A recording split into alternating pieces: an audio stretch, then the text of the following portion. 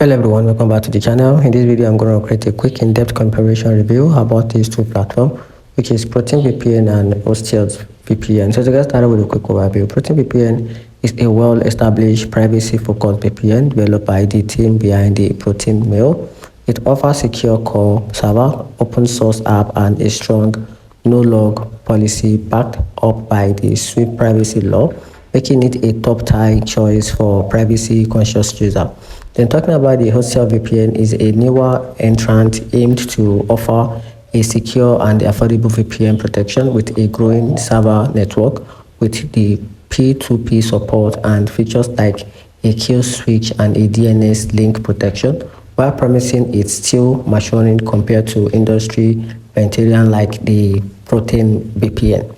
And here's the strength and the weakness about these two platforms, starting with the Proton strength and weakness.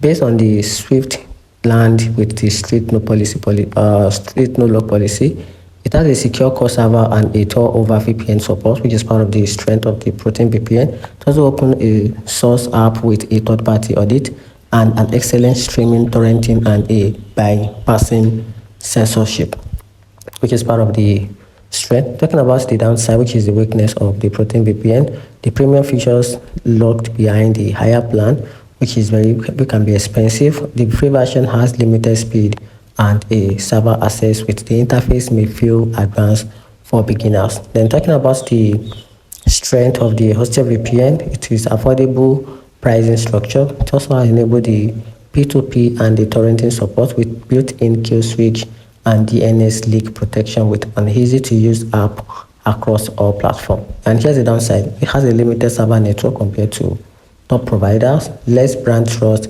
and transparency, no independent audit yet, not open source, fewer advanced features like a mute hub.